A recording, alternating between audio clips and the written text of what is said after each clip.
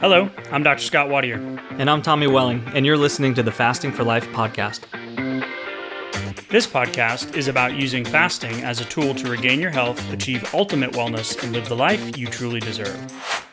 Each episode is a short conversation on a single topic with immediate actionable steps. We cover everything from fat loss and health and wellness to the science of lifestyle design. We started Fasting for Life because of how fasting has transformed our lives, and we hope to share the tools that we have learned along the way.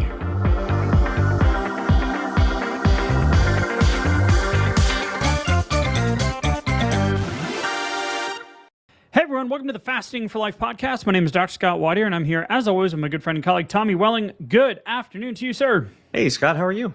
Doing fantastic, my friend. Excited for today's conversation. We are going to be getting into a massive systematic review and network meta-analysis on intermittent fasting for prevention of cardiovascular disease risks. So this is out of the Current Nutrition Reports. It was just released this year in July of 2025. So we are going to break that down, share the limitations, share the big takeaways, and most importantly, adapt it to your fasting lifestyle. So if you are new to the podcast, welcome in. If you want to know more about how fasting has transformed my life, how it transformed Tommy's life, and now tens of thousands of other folks over the last 5 years, and why we do what we do week in and week out with a podcast episode drop, as well as the resources on the website, the upcoming last challenge of the year coming up, strategically placed right before Thanksgiving, and why we just care about this fasting lifestyle adaptation. Head back to episode 1 or episode 0, give it a listen. It'll give you some insight into who we are, how fasting helped us, and ultimately why we do what we do week in and week out. For you long-term OGs, welcome back to another episode. Excited to be on this fasting lifestyle journey with you. Tommy, I want to give a shout out to Rick WW, and he titles his 5-star review, self-aggrandizing, our favorite kind, because we love our 5-star reviews. And he says, I've been doing IF on and off for a couple years. From my highest weight, I'm down 55 pounds. Wow. Rick WW, shout out, man, for doing the work. Incredible. I follow quite a few people online, but recently found your show. I'm an instant fan. Thank you, Rick. The emphasis on lifestyle is subtle, but so important in the difference in the mindset. The default thinking of it as a positive improvement instead of being deprived of something is so important. I have a lot of episodes to catch up on. Thank you. No, Rick. Wow. WW, thank you for listening in. Thank you for stumbling upon our show.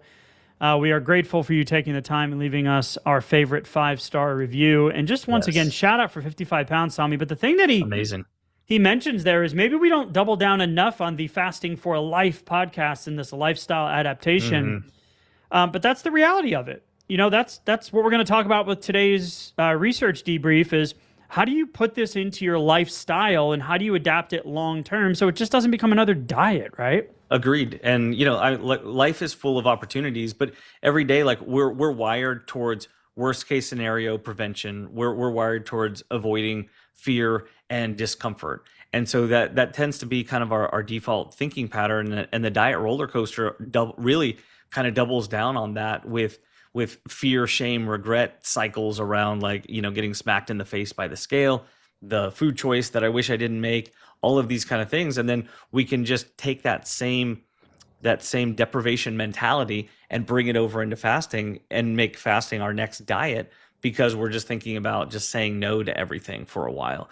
But so Rick, thank you for highlighting the fact that when we're looking forward to the benefits of our fast and the reason why we're saying not yet to that next meal, rather than just saying no, we're really saying yes to our long-term goals. We're really saying yes to ourselves in a different way, just with a little bit of a longer output, a longer timeline on it, rather than just the very short term, right? Which is amazing, and we're just kind of trading in those results right there, so we can get better rewards in the long term.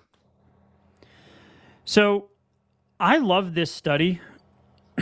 And there are limitations to it, which we'll get over. But I want to really take that big picture approach of why does this matter? So why do you come to fasting? Why do you stumble upon our podcast like Rick WW, right? Mm-hmm. Well, ultimately, most people come to fasting because it's a form of weight loss strategy, right? You ultimately want to lose weight. Well, why do you want to lose the weight? Mm-hmm. Well, not just because your doctor said, or inherently you want to lose the 20 pounds or 30 pounds, or that the weight in itself in a momentary, like real life moment isn't a detrimental issue to your health, but long term it has the drastic effect of driving the chronic lifestyle epidemics that we have here in the U.S. and now that we're seeing globally. The statistics don't lie. 75% of the population is overweight or obese. We have more heart disease than ever before, even though we're spending trillions of dollars a year in medications and all this great medical technology, but yet we're still struggling with chronic lifestyle conditions.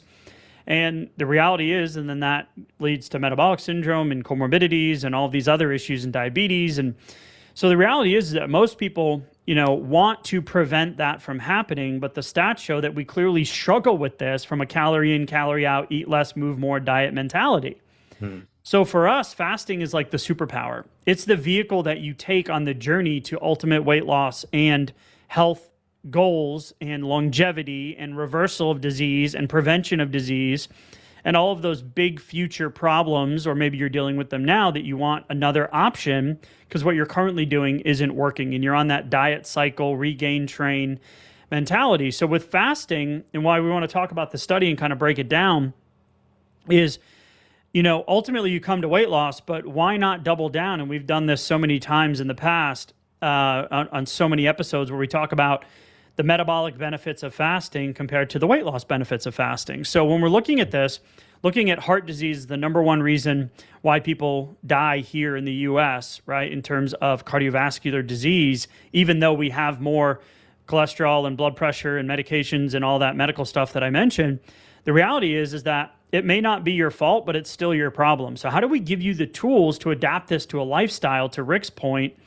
That's ultimately what we want to do. That's why we do the challenges and the coaching and all the things that we do, is to pull you out of the matrix and say, hey, this is what we did. This is what we've seen in tens of thousands of folks up until this point that we've worked with. And now we want to give you a structure. So we do that through looking at the data and the research and then extrapolating it out to real life situations. So this meta-analysis in the current nutrition reports, it's one of the most comprehensive evaluations to date comparing intermittent fasting modalities. So we're specifically going to look at today, Tommy, alternate day fasting or modified ADF, right, which we'll explain, periodic fasting, aka the 5-2 diet, or we're going to name it sporadic fasting or fast freelancing or gratuitous grazing or weekend warrioring, which is our fasting types that we've created, these three kind of buckets that people fall into. Yeah, and it probably mostly falls into weekend warrioring too, because it's set up just in the name 5-2. It's set up for a real dichotomy between weekday and weekend, unfortunately. Yeah, and we're gonna compare that to the 80% rule, which is what we teach. And then time restricted eating, which is just aka intermittent fasting, right? Where you're putting boundaries on when you're consuming nutrition for those days. And we're going to look at all those it looks at all those different types of fasting on cardiometabolic risk reduction. This is 56 randomized controlled trials from 2013 all the way through 2024. And here's the key takeaway. Both modified ADF and TRE, so fasting, intermittent fasting, appear to be the most effective strategies for decreasing key cardiometabolic risks, which outperform standard diets and in some cases matching or surpassing continuous calorie restriction. So eat less, move more, right? Let's look at the pros, and we'll go over the cons. Okay, let's do it. Do you have something you want to add there? Just the fact that when we put that line in the sand between continuous caloric restriction versus intermittent fasting, that's an easy time where a lot of times we hear, well, intermittent fasting is just a form of caloric restriction, and that's fine. A lot of the net benefit might be because of that, but you have a couple of really, really important physiological and psychological benefits that I just wanted to quickly mention here too. One being the fact that when we put deliberate time restriction between our meals, the additional physiological benefit that we get is actually the reduction in both blood sugar as well as insulin. Insulin being the fat storage hormone. So Right. it's not just about the caloric restriction, it's also about that reduction in overall baseline insulin levels during that time when we're not intaking food. And then the other one being the psychological benefit that the simplicity of fasting within some sort of time restricted period where you have a nutrition opportunity window, an eating window, if you will, or maybe it's a single meal on one day, like an OMAD, a 1 meal a day strategy one day. That simplicity lends itself to less frustration, less analysis paralysis, Right. having to micromanage all of the macronutrients and the calories. So there's additional benefits besides just the caloric restriction. Now, anyone out there, raise your hand, right? If you're driving, keep your hands on the wheel, but give us a head nod, right? That if you've done the calorie in, calorie out, calorie restriction, tracking macros, counting calories, cardio, elliptical steps, equations before. Done it. With short-term results or sometimes not short-term results, and then just frustration and give up and repeat the cycle, right? And that's ultimately why fasting was such a superpower, for us when we read Dr. Fung's book and then applied it in a different way, knowing that, oh, hey, like, let's take a look at this hormone side or this energy output side or this metabolic, where you are in a metabolic profile, like where you are on your metabolic journey, right? Like, how is your body processing blood sugar? Mm-hmm. How is your body, where are you on the insulin resistant spectrum?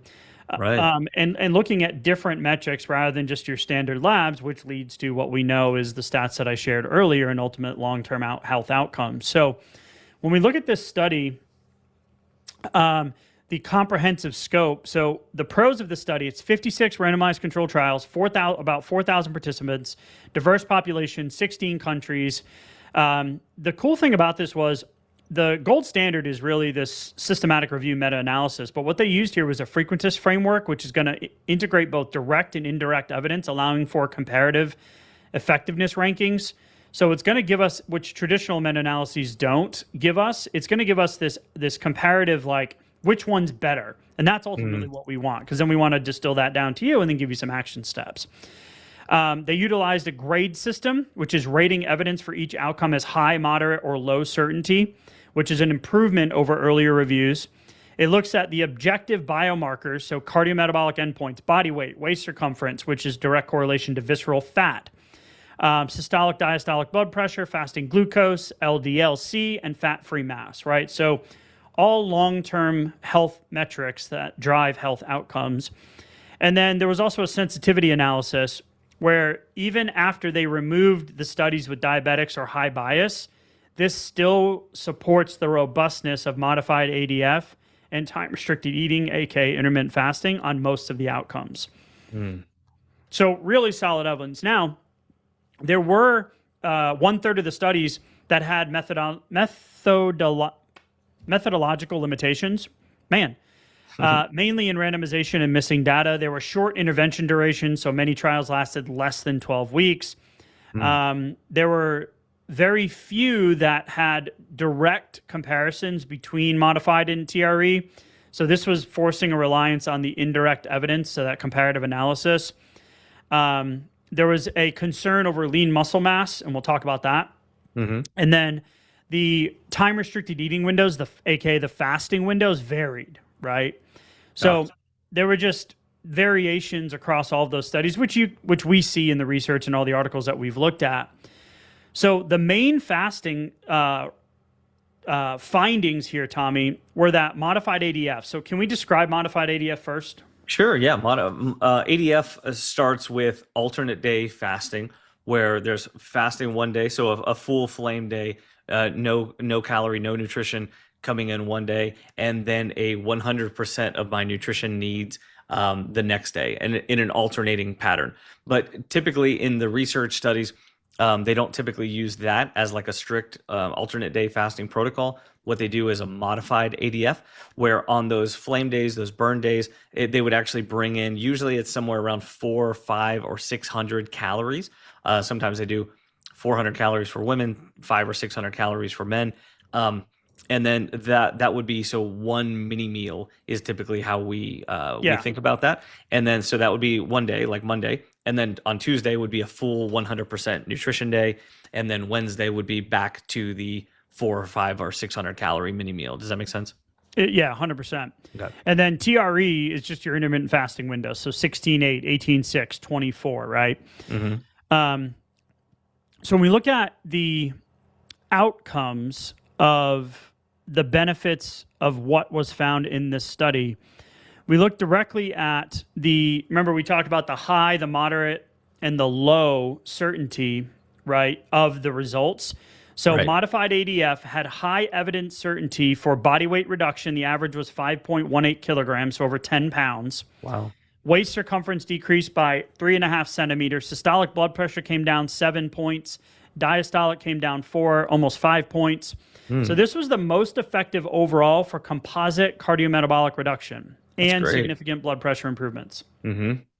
So TRE, example 16-8 fasting windows, this was the strongest high evidence certainty for strong glucose lowering and blood pressure effects, best daily adherence potential. And we're going to talk about that because we want to apply this to your day-to-day life and your fasting journey.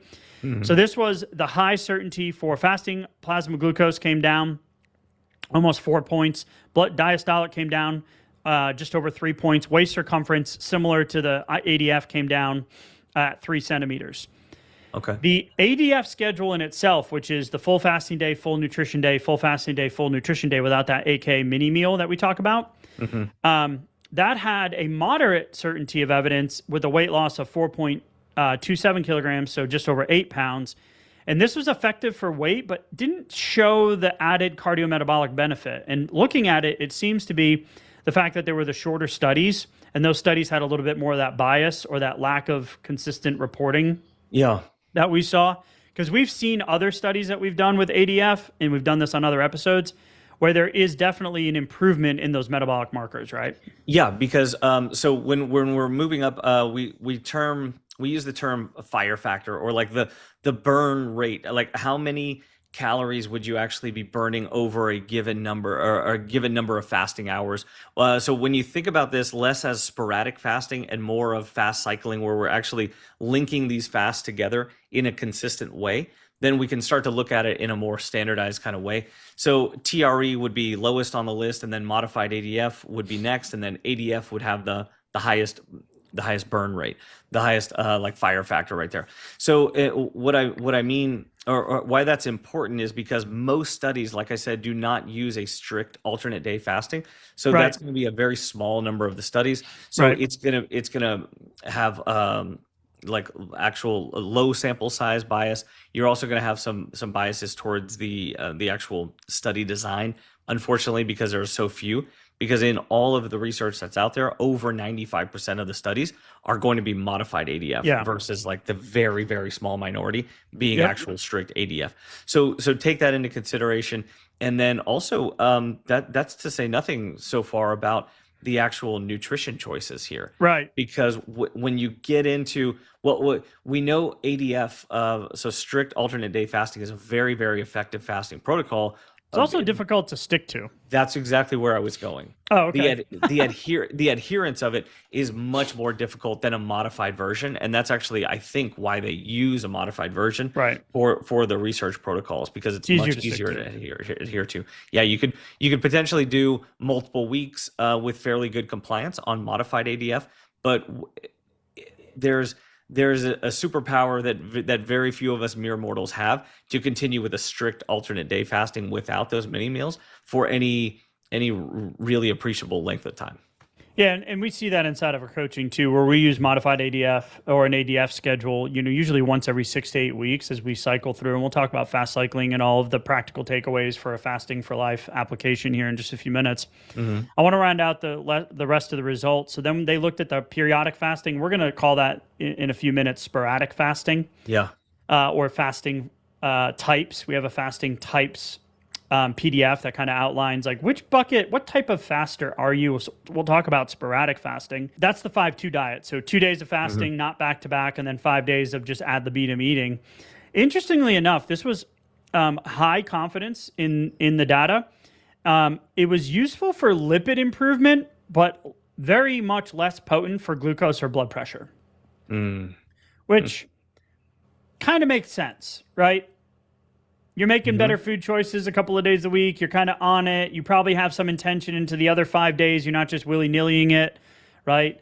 So that was an interesting finding. LDL came down and the waist circumference still decreased, but not as much. And then the continuous restriction. So this is calorie restriction. Eat less, move more.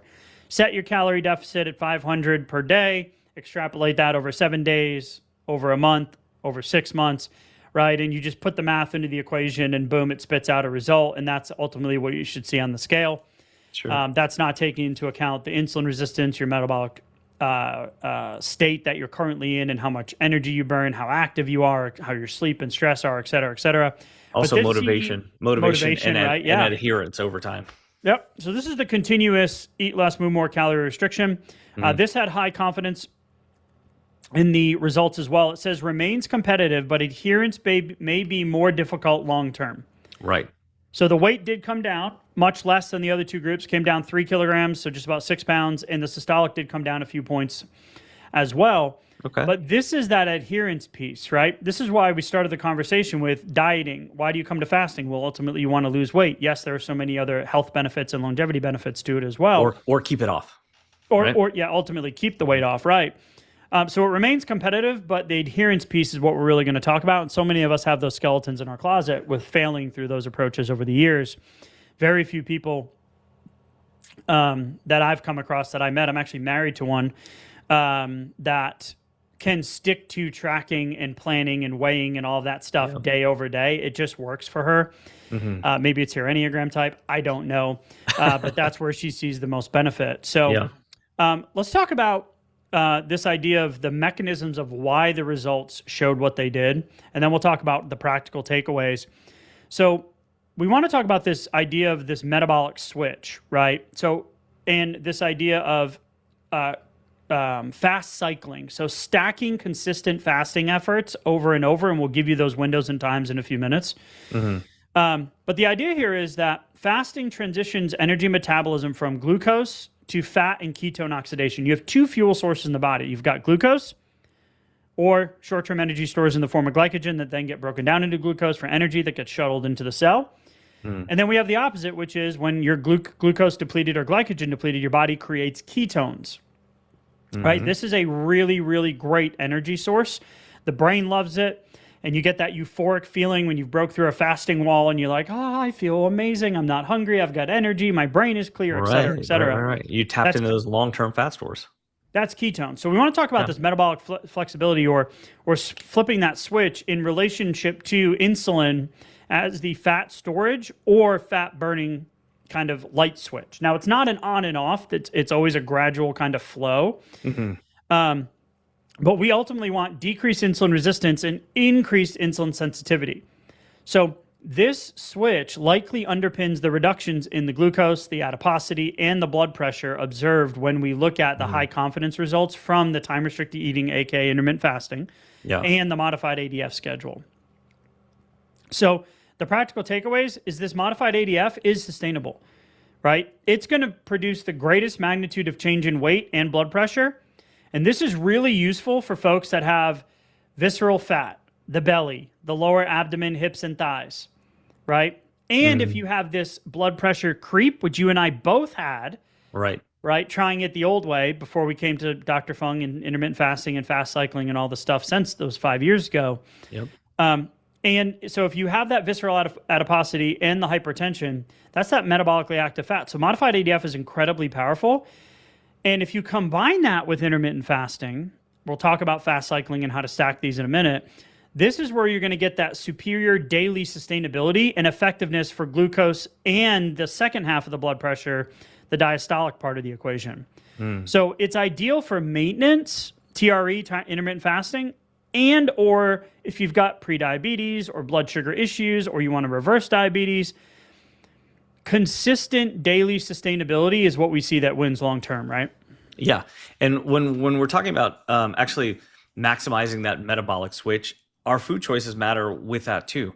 So when we're making intentional food choices, when we're prioritizing protein, when we're shooting for that 40-40-20 breakdown, macronutrient breakdown, where 40% of our nutrition is coming from protein, 40% from fat, 20% from carbohydrates, and it doesn't have to be perfect, but when we're shooting for that on our plate, then what we're doing is we're actually maximizing the usage of that metabolic switch. We're making the next fast that much easier because we're not fully repleting those glycogen stores. We're not going fully back into carbohydrate burning before the next fast, which is then gonna require a bigger swing to go back into fat burning, into that ketogenic state, into where we see those ketones start to rise.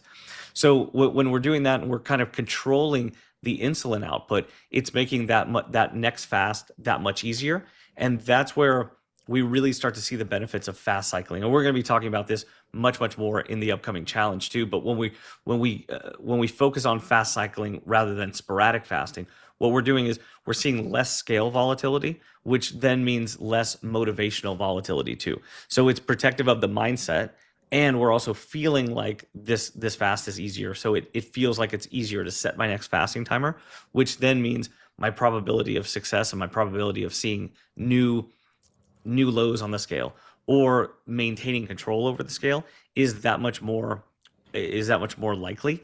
And when we combine that with something like a modified ADF schedule or very, very consistent time restricted feeding as well, especially as we start to get in less out of the 14-10, 16-8 kind of range, and we start to get more towards that warrior side of things where we're a 20-hour fast with a 4-hour nutrition opportunity, then we start to get some really good burn time in there so that insulin can come down, and then we're starting to tap into those long-term fat stores more consistently, which is why we're seeing these results from this study where the blood sugar starts to come down. The systolic and diastolic blood pressure start to come down as well. And we're starting to see this balancing of this blood work. Well, extrapolate that over a few weeks and then into a few months with consistency. Now we're seeing the transformation. Now we're seeing like your physiology and your anthropometrics and your body composition just start to transform. So this is what really accelerated the process for you and me. And this is why like this study is so great, but on the surface, it quickly talks about some of the limitations within the systemic review, but we understand why these limitations were there. So we can kind of pick apart where the beneficial effects come from, and we can just double down on those. We don't have to use all of the methods and the specifics that then led to the slowdown of results in some of these categories right here. Right. We can just focus on all of the ones that worked, right? So let me summarize the takeaways from the data. Then we'll talk about that food nutrition component and how this really highlighted fasting versus nutrition, because there wasn't a lot of guidelines in a lot of these studies, which is something that we actually probably, the house always wins. We'll put more stock in the nutrition eating windows that you have than the fasting windows that you have after you've gotten some fasting repetitions under your belt. But the biggest takeaway from the study is, in regards to real-world cardiometabolic risk reduction, modified ADF and intermittent fasting, time-restricted eating, outperform conventional calorie restriction, and modified ADF leads in overall potency, hands down. TRE, time-restricted eating or intermittent fasting windows, 18-6, 16-8, 24, the warrior that Tommy was just talking about, TRE wins on adherence and blood sugar regulation. So we're going to transition into talking about how you can apply both of those, and get the best of both worlds. Because we want both, because we want cardiovascular prevention with lifestyle frameworks, right? So this is all supported from this study through the moderate to high certainty evidence. Now, the one limitation is that a lot of these studies were less than 1 year. So we have a lot of N equals 1 anecdotal things from all the people that we've helped, and 6,500 people through our challenges, and hundreds and hundreds of coaching folks at this point. So we'll talk about this concept of fast cycling and how to apply this to your day-to-day fasting lifestyle here for about 10 minutes, and we'll wrap up the episode. But when we look at one of the limitations on this is the meta-analysis review didn't really standardize or tightly control food quality, macronutrient breakdown, or dietary choices. Right. So it really just focused on the vehicle of fasting, which is the timing, the frequency, and then if you're in the calorie restriction group, really just looking at the intermittent fasting or time restricted eating timing. So fasting at its core, and really let the participants eat ad libitum or follow their usual dietary pattern. So when we look at it, we know that modified ADF gives you that 400 to 600 calorie kind of mini meal. We know that TRE was anywhere from 8 to 10 hours. So those are kind of shorter fasting windows, in our opinion, right? If you're looking at 16-8 as kind of a baseline, right? Sure. As a baseline, very, very good. And that's going to be the foundation for fast cycling right there. But at the same time, number of hours to actually get the insulin to come down, and then number of hours to go between those meals, and not have the nutrition opportunity window be so big that you can fit in, most of the nutrition for the day that you need right there. It tends to be a good balance point. That tends to be a good, that might be a really good maintenance fast for a lot of folks. So if you're looking for the scale to move down, it might not get you there. So the big takeaway here is the implication from this is findings reflect fasting, not diet quality. Agreed. Right?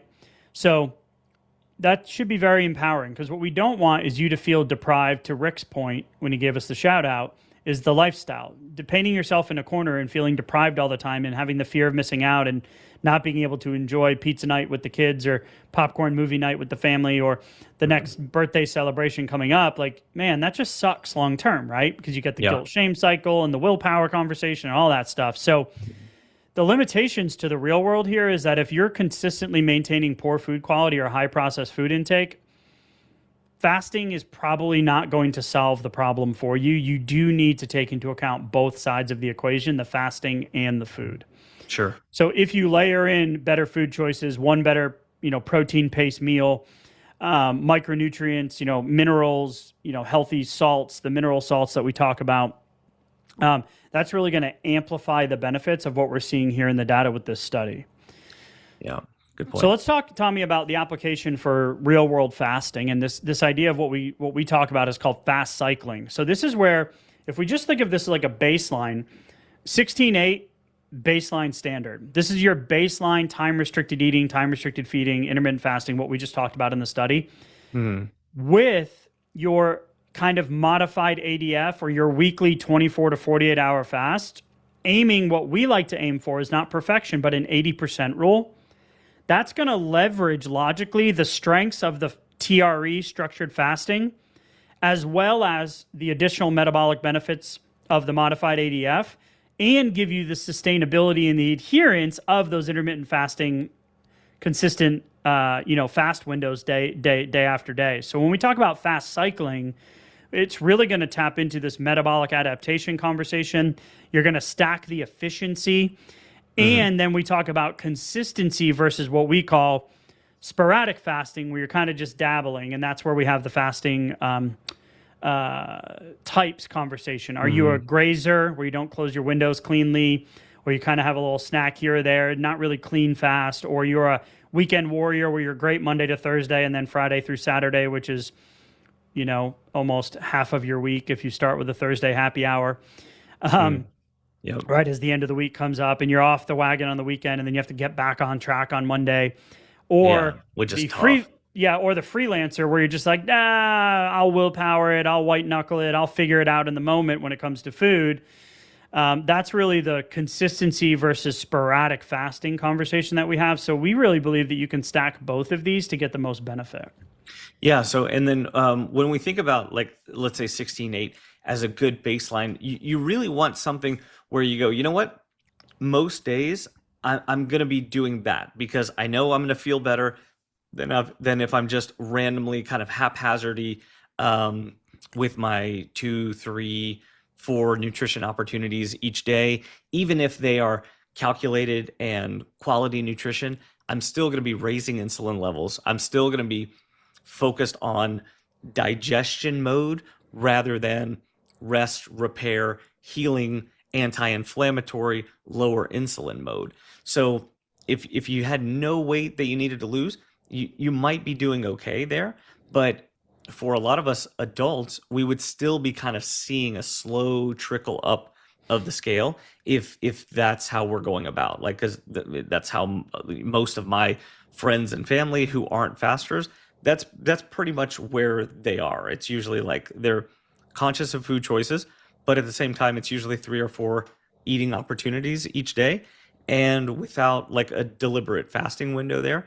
And usually the scale's kind of moving up very slowly, and that's just how it's going Or to you're continue. ping-ponging that same 3 to 5 pounds every week, right? Yeah, because it might be combined with maybe a few days where you string together just really strict diet adherence, or maybe an OMAD or a TMAD, that kind of thing, where you have 1 or 2 meals deliberately every once in a while. So this is a very sporadic way to think about it. But if we can shift that to raise our standard to go, you know what? I want something to kind of be more of my baseline. And if that was around a 16.8, something that I feel like I could pull off, maybe not just easily, but without a whole lot of effort, then that would be a good baseline for me, because I'm probably going to maintain a pretty good level of control over the scale when I have that as my baseline. But from there, it's a very small step to a few more fasting hours, to getting that insulin level even lower, to having that fasting morning blood sugar even come down a bit more, and maybe to see your cravings be better, to see your hunger cues be in check, right? To make those decisions on a day-to-day basis just feel easier. Because you've already done you've already moved the big boulder by just having that baseline. And so it's just a really small step away from that to go, you know what, maybe today's an OMAD. Or, hey, it just got a little bit later. Whoops, it's a little bit too late. I don't want to be having dinner after 6 o'clock because I know I'm not going to feel as well, and I know I'm not going to recover as well tomorrow. And then my cravings are going to be kicked up tomorrow. Let me just skip dinner tonight. So then all of a sudden, I just went into a 28 or a 36-hour fast, just like that, without even a whole lot of thought, because of my baseline. This is where the magic of fast cycling really kind of comes into play. And this is where we see some of the results of a study like this, but that we can double down on what's working, and we can leverage some of well, I'm already doing this. I already have my foot in the door.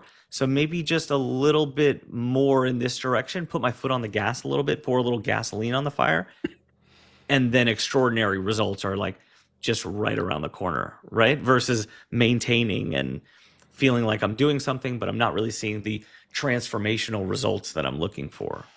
Yeah, and we want to just hit this, this idea of like what is the most consistent thing? What's the best fasting schedule? What's the best workout plan? What's the best financial strategy for retirement? Well, the one you're going to stick to and follow through on, right? So if we can tap into the metabolic adaptation of what we call fast cycling, like stacking these consistent fasts and setting 16.8 as a baseline, you're going to get that switch from glucose, sugar burner, craving, hunger cues, to fat oxidation, fat burning, and ketone production, right? So that's going to give you the improved insulin sensitivity and the cardiometabolic benefits. And then if you stack the efficacy, you're going to combine those baseline 16, 18, 6, 24 with your once a week, twice a week, 24 to 48 hour fast, which is the actual modified ADF schedule, and even giving yourself some bumpers on the bowling alley rails, right? If you go bowling with kids, where you have that little mini meal, if you're having a really tough day or sleep sucked or stress is high, sure, that you actually can still do that and get the benefit. And not feel guilty about it. And not feel guilty about it, right? Because you're still sticking to the plan. That's going to give you the body weight, waist circumference, blood pressure, glucose, benefits as well. So what we typically see is when a lot of folks come to our challenges, and the next one's coming up the week before Thanksgiving, so you can head to the show notes, click the link. It's the last one we're doing this year, strategically placed right before the holidays. Yep. Is really, how do we build that consistency? How do we use a certain schedule to kind of ramp up into this consistent fast cycling or fast stacking behavior, so you're not dabbling, you're not on and off day to day. You're not saying, all right, I'm going to do a 24-hour fast today, and then you find yourself eating lunch, and you're like, what the hell just happened? So we don't need perfection. We need 80%, right? We just need to hit a bunch of singles rather than swinging for the fences, right? Mm-hmm. So that's going to give you the best benefit from what we saw in the data from the study is, well, how do you apply this? Well, that's why we have the Blueprint to Fasting for Fat Loss. It's a free resource. It's in the show notes. It's a 20-page PDF. It gives you different fasting schedules. But if you're tired of like kind of being on the hamster wheel yourself, then come join us in the next challenge. Because what we want to do is we want to give you the tools for that long-term sustainability, which is where we started today's conversation, which is how do we adapt this to Rick's point? How do we make this a lifestyle? How do we shift that mindset? Why do we ultimately want to lose the weight? And then most importantly, how do we put that into our day-to-day action steps? Well, we need to create, systems. You need to create, a repeatability factor. So you're not always constantly, just doubling down on that willpower muscle, which is finite, as we know, especially when sleep and stress and life and holidays and all this stuff gets you. You're just kind of more likely to give in because willpower runs out pretty quick, especially if you've been flip-flopping the last few pounds, or you haven't found some consistency, or maybe you lost a bunch of weight and now you're struggling to keep it off, or you've hit the dreaded plateau. Ultimately, we want to take this approach of creating that metabolic rhythm, like balancing those periods of the more, the longer 24 to 48 hour modified ADF fast with some more consistent baseline 16, 18 hour, 20 hour fast. That's where you're going to stack those benefits. And that's what we see in the study from today as well, Tommy. Yeah, and that way we can steer away from needing to wait for that next willpower or motivation burst, because those are so sporadic, they're unpredictable. Usually they're based on some level of growing frustration that takes time, but it also takes seeing the scale going up to get that frustration up too. So it's like I have to take all these steps backwards. The dissatisfaction factor. Right. Just to be dissatisfied enough to get the motivation back. No, we have to steer away from that and just start with small actions that then lead to a feedback loop. So taking small daily actions rather than waiting for the motivation to hit, that's where the magic happens. That's where we can lever fast cycling and where we actually want to be for our long-term goals and actually start making consistent progress towards it, rather than the dumb diet roller coaster that we all have, unfortunately, so much experience with. Yeah, so as we wrap up today, what's the main takeaway? Well, consistency wins, right? For sure. Two things we failed to mention is, one, that's why we teach and preach prioritizing protein, right? And or resistance training and walking. Hey, I said 40% protein.